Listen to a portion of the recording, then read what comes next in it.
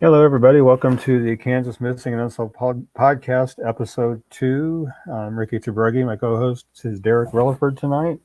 How you doing, Derek?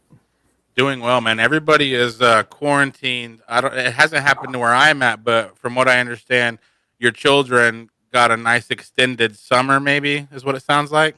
Yeah, the governor announced today that she's closing the schools down for the remainder of the school year. I think they're going to put a plan in place to try to maybe do online courses or something. They're supposed to have a decision made by March 30th on that one. Is that you know you have kids. I have kids. Is it tough for like daycare and stuff? It's just going to be a whole nightmare for everybody, right? It's going to be, yeah, because like I say, with daycare and everything, and of course, people are going to have to stock up on extra food and supplies and stuff to get through, and however long this is going to be. Where there's 160 of you watching. Thank you for stopping by. Thoughts and prayers that everybody stay safe. Wash your hands and all that stuff, and let's try to solve some cases. Where do you want to go first, Ricky? Well, let's go with Kolten Barrera first. Okay. He has been missing out of Russell, Kansas, since September 26, 2008. He was 17 when he went missing. A friend had dropped him off at an outdoor skateboard park. He was supposed to call his friend when he wanted to be picked up, but he never was called to pick him up. Initially, authorities believed he left on his own accord, but Colton's family doesn't believe this because he wasn't having any problems at home that would cause him to run away. And his wallet and ID was left behind at the skate park. Foul play is strongly suggested in his case. Other than that, there's very few details available. And that case does remain unsolved to this day. He would now be 29. At the time of his disappearance, he was 5'9". He weighed 135 pounds, hair brown, eyes brown. If you have any information regarding his case, call the Russell County, Kansas Sheriff's Office at 785-483-2151 or the KBI as well. The number is 78. Let's see. Do you have that number handy? Yeah, let me put it on the screen for you real quick. Oh, okay. There it is. 785-296-4017. Any information, no matter how small, please forward it on. Help bring somebody home. Now, do you Yep. get that a lot? Where there's a difference in opinion when it comes to because on the flyer it does say that law enforcement thinks he left on his own accord, but family Right. thinks that yeah. Do you get a lot of difference of opinion on that? On his case in particular, No, or I mean like just in the in whole general? grand scheme of things of being in this line of work. On a few, not every one of them, but on a few. Yeah. Yeah. Not overwhelmingly, but I mean, it kind of goes back to again to what, instead of automatically assuming that these kids are runaways, I think they need to be investigated as missing, endangered until evidence can prove that they did run away, as opposed to something happened to them and just dismiss it as a runaway. Well, another angle to look at it like is sometimes you understand people running away from certain situations. That's totally understandable. But to run away from every single person that you've ever made contact with in your entire life, that's Right. kind of very odd behavior. So I see both sides as well. Mm-hmm. Anybody has information, I'll put the picture back on the screen. Obviously, anybody has any information, we'll put the numbers back on there. Crime Stoppers 1-816 Oh, four you seven put you four. put Casey's up Oh, there. sorry. Crime Stop. 785-483-2151, Mm-hmm. and then the KBI number. Yep, the 785-296-4017. So But yeah, like I said, it is strongly believed that he was a victim of foul play. I mean, I don't have any leads as far as persons of interest or suspects or anything like that, but it's believe that's what happened to him. okay. Well, if you know anything, like we said, contact the numbers we've posted on the screen. And again, thanks everybody for watching. Please share the show if you can. Somebody knows something, we can bring people home. Yeah. And do we want to move? Let's move on to K.C Gillespie. Okay, K.C Gillespie. This is an unsolved homicide. Let me get the information on his here. He was.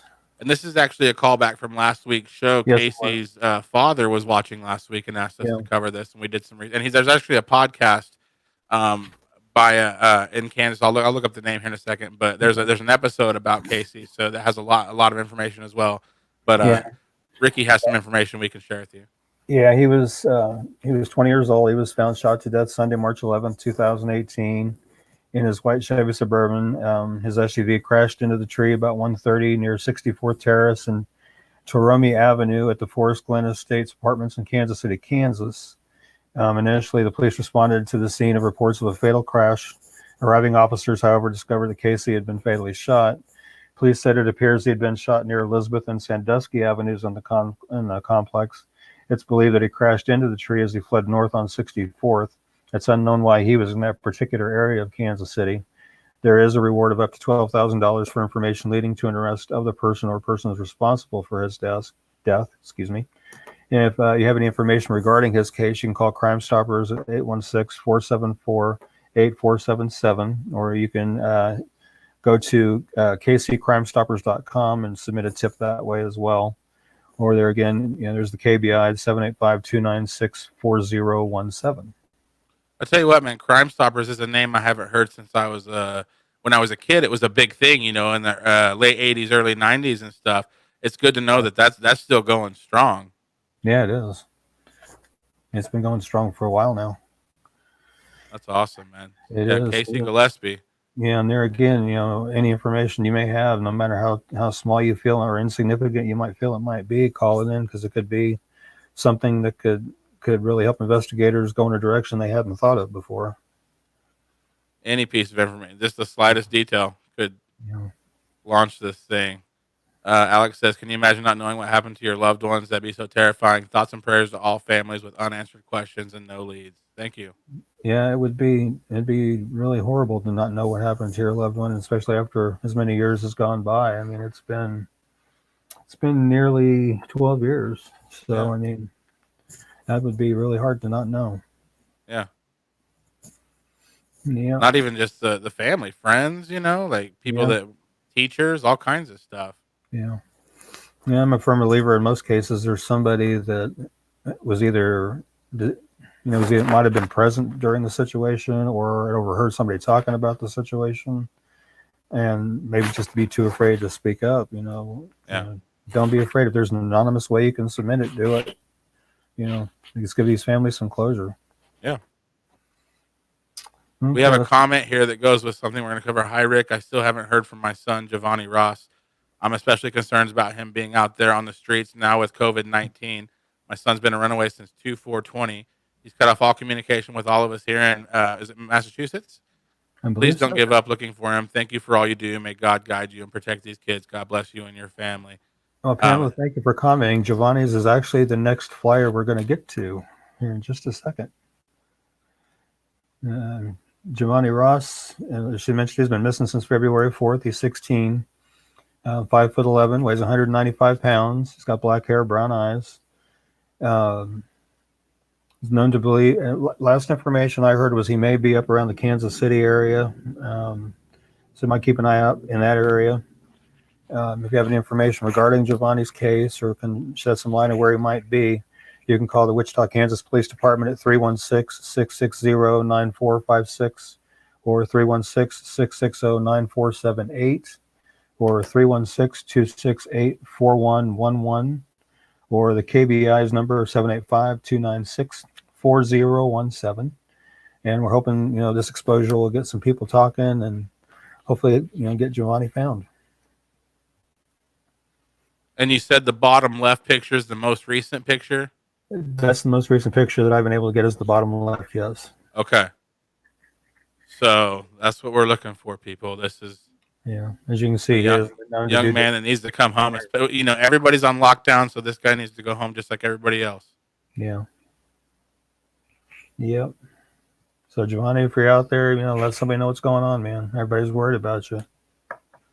If you don't want to contact certain people, call a friend, call anybody that can just let us know you're okay, and that'll be a foot in the right direction for sure. Anybody has the information, again, I'll post the KBI's number 785-296-4017, and then you want to read those three numbers that are also related to this case.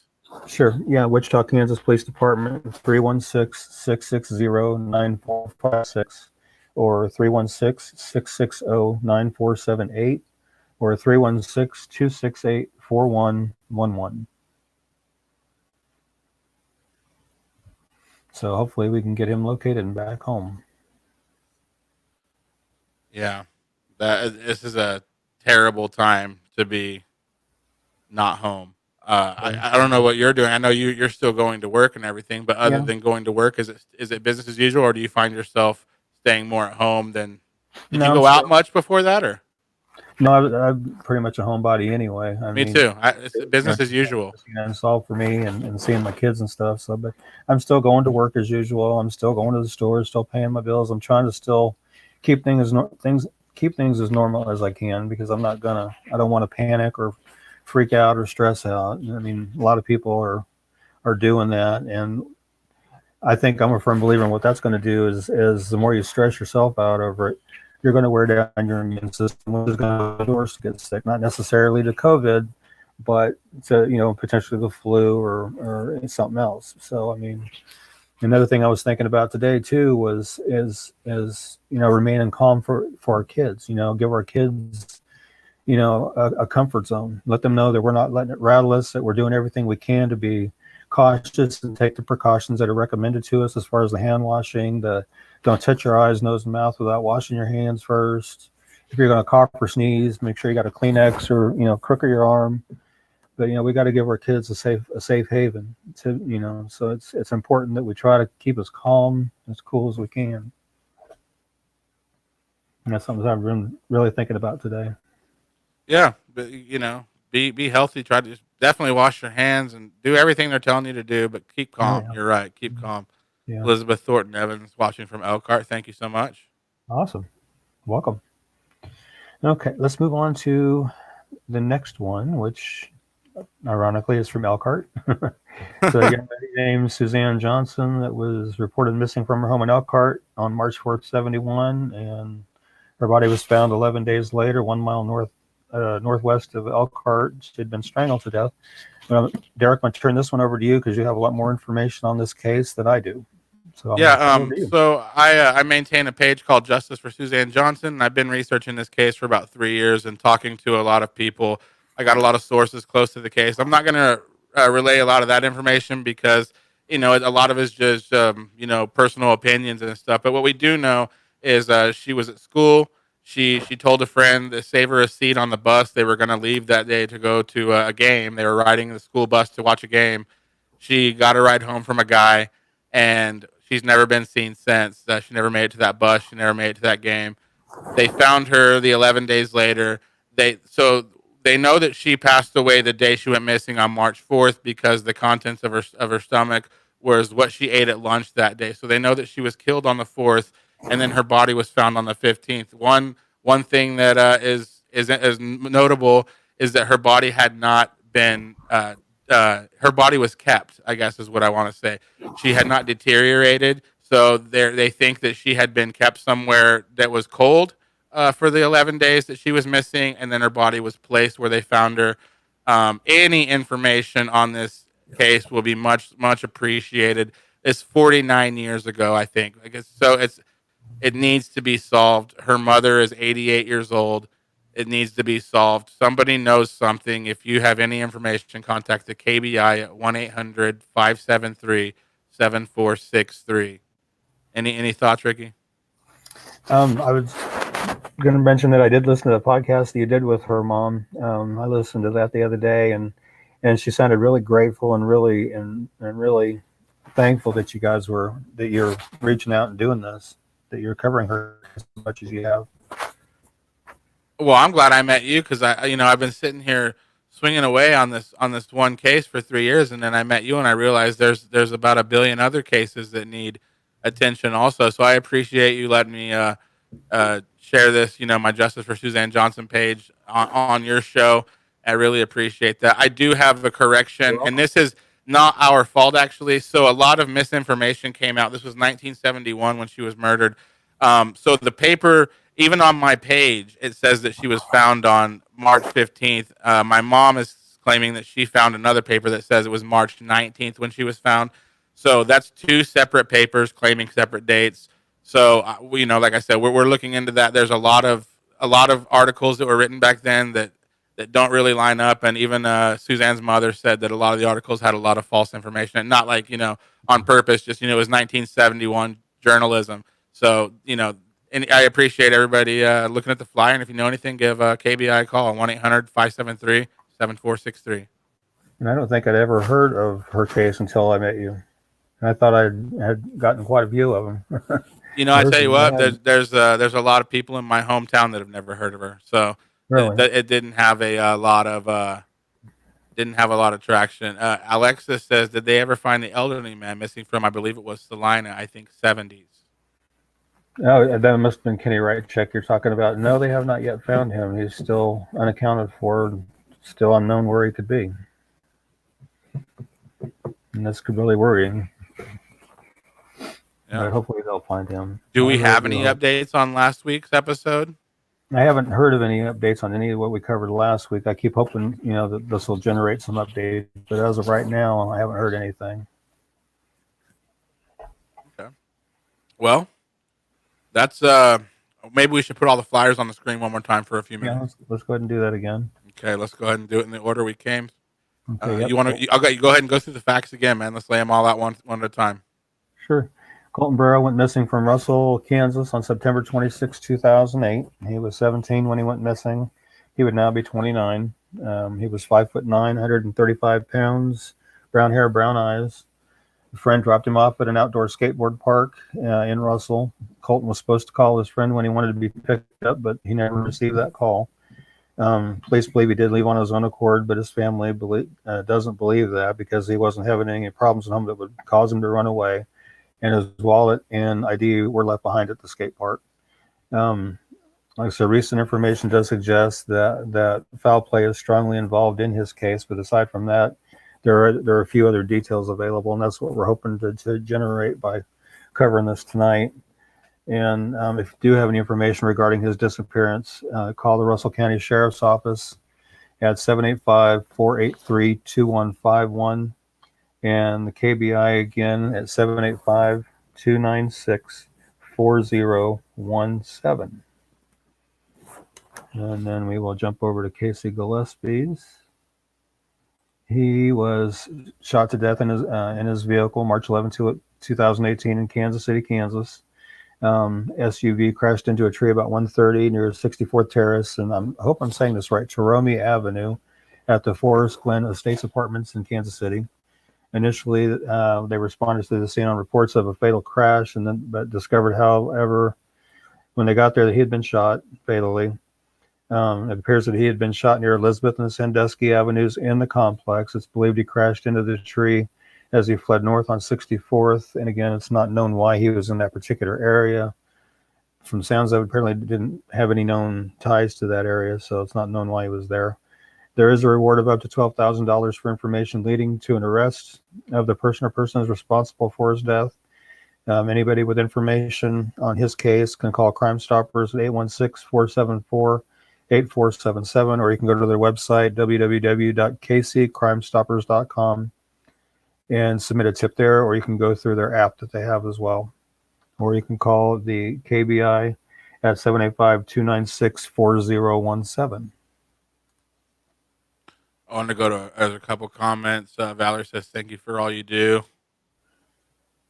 Gina, I won't post this one. Gina says, why do cops always jump to run away? I don't think they always jump to run away. I just think that they have to leave that option available, And you're welcome, Valerie, and thank you for joining us tonight. And Pamela DeLuz says, please reach out to me or your sister, Brian Ross, Jakari Willis. I know you're aware of his whereabouts. Please have him call us for the love of God. I'm worried sick now with this pandemic crisis. As you should be. It's a very scary time right now. It is, yes. Okay, and then we're going to go back to actually Giovanni, who we're talking about. Yeah, and Giovanni's missing, endangered runaway. He went missing from Wichita February 4th, 2020. It's believed that he might be in the Kansas City area. I'm not 100% sure, but might want to keep our eyes open in that area. He's 16 years old, 5'11", weighs about 195 pounds. He has black hair and brown eyes. And if you have any information regarding his disappearance or if you know of his whereabouts, you can call the Wichita, Kansas Police Department at 316-660-9456 or 316-660-9478 or 316-268-4111 or the KBI at 785-296-4017.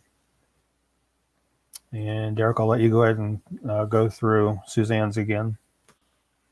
Okay. Again, thanks everybody for stopping by tonight and sharing the show. We appreciate it. Suzanne Johnson, missing from Elkhart, Kansas, March 4th, 1971. According to the papers, found deceased March 15th, 1971. According to her mother, Barbara Johnson, in an interview I did, she was found on March 19th. So I'm not really sure. I'm trying to get to the bottom of which day it was. You want to believe the mother, but then you have the paper, so there's no telling.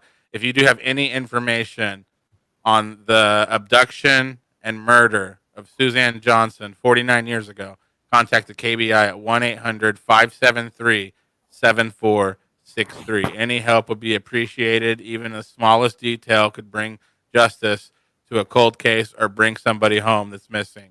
Right, and give her 88-year-old mother some answers that she's been looking for decades. Yeah, for sure. Yeah, that covered some pretty good cases tonight. That was a pretty. Hopefully, we can get some tips generated, some information generated, and get these people found and these cases solved. Well, I tell you what, your page has no shortage of people contacting it. I stay out of it because I feel like that's your world. But I do get notifications several times a day of people contacting you with tips, information, or the sad part is most of the time people are contacting you asking you to make a flyer because somebody's gone missing. Yeah, and I try to field those as best I can from work when I'm at work, and I do have a helper that fields them for me while I'm at work as well. So hopefully she'll join us on the show one of these nights. Her name's Steph Sheets, and hopefully she'll be able to join us one of these nights. I'd love it. You're welcome, Gina, and thank you for joining us tonight. And you stay safe as well. Well, I think that about wraps it up. Like I said, if anybody has any information, I'll put the KBI's number on there one more time because that's sort of a broad, if you can't remember any of the numbers from the night, you can call this number and they will, the message will get passed to who it needs to get to. Yeah. But if you see the flyers, obviously contact those local numbers first because they're closest to the case. KBI 785-296-4017. And then remember, you can, if you want to, you can rewatch the show again here on the page. But I'm also getting these shows uploaded to our YouTube channel as well. And Derek, you said they're going to be available on most, if not all, podcast formats. Yes, I'm working on right now. They're on my personal channel. I won't air that though. But we are working on getting an actual channel just for this podcast. I was kind of waiting until we got to about 5 episodes before we launched it. But yes, it'll be this show edited down, and we appreciate anybody sharing and following and all that stuff. It's really much appreciated. We couldn't really do this without people watching. So yeah, definitely. This is something I've been wanting to do for quite a long time now, and I thank you for coming to me and asking me to do this. Yeah, you're welcome, Kenneth, and thank you for catching the show tonight. Yep. Well, any parting words for our audience? Just again, as far as the COVID thing, just follow all recommendations that they're giving us as far as the hand washing and the other hygiene suggestions and things, and just be aware, keep yourself informed. Just try to keep calm and don't panic. Like I said, we got to give our kids a comfort zone, and they can't have a comfort zone if we're all frazzled and panicking and everything. I posted on my Facebook earlier today that I'm not going to be afraid of it because fear's Satan's gig. Fear's not God's thing. God teaches us not to be afraid, so I'm not going to be afraid. I'm going to live my life every day just like I normally do, and as best I can, and see what happens. Just a little bit more hand washing than normal, but other than that, business as usual. Right. All right, man. So far where I live in Salina, we don't have any confirmed cases yet. I don't know if that'll ever change, or I kind of expect at some point we might have, one or two, but I'm hoping not. But if it does, I think there's like 16 in Phoenix where I live. So yeah, I've been kind of like, well, I think we're up to 14 here in Kansas overall. Most of them are over by the Kansas City area and Topeka. They had one in Seems to Fort be the Scott. cluster areas where there's more people. We had a confirmed case a month ago, so I think it's all like, but still, 16 people a month later off one case. I'll take it. Yeah, yeah. I mean, I know the government's trying to do all they can to protect us, and now they're working on pushing out this big, huge $1 trillion package to get money to everybody to help pull it through. So hopefully that'll help it, and we'll just have to wait it out and see what happens. Amy says there's 17 cases in Kansas Oh, is now. there 17 now? Okay, I hadn't heard that update yet. Thank you, Amy. Yeah, we do too, Christopher. We do too. She says there's 11 cases in Johnson County alone. Yeah, that's over by Kansas City, Kansas. Yeah. Yeah, they seem to have a cluster of it going there. Somebody will give a tip on something. You guys are doing a great job. This is awesome, Rick and Derek. Thank you. Thank you, Kenneth. We appreciate that. And hopefully we'll get some information going for Yep. you. That's the goal. One more time before we get out of here. Kansas Bureau of Investigation, 785-296-4017. They are all ears, and they want to hear any and every tip you have on any of the cases we covered tonight, or any of the flyers that Ricky shares throughout the week. Yeah. Yep. All right. If you guys have any suggestions or any cases you want us to feature in upcoming episodes, you can probably message the page and let me know, and I'll start making a list. Yep. We'll be happy to cover them. All right, everybody. We'll see you next week it'll be Thursday next week. And I guess we do shows on Tuesdays and Thursdays. So you'll catch us Tuesday one week and Thursday the next. So yeah, reason for that's my night off from my job during the week, and I can do them in the evenings after I have my time with my daughters and get them back to my ex's house and stuff. So that's why we're doing them on those particular nights. So kind of an explanation of that. You're welcome, Kenneth. And you have a great night, Kenneth. And I think it keeps the audience on their toes. They never know is it Tuesday or Thursday? Well, you'll find out when we go live. But thanks everybody for watching. We'll see you next week. And again, contact the authorities if you know anything. Any little tip can help, and somebody knows something for sure. We'll see you guys next week. Have a great night, guys.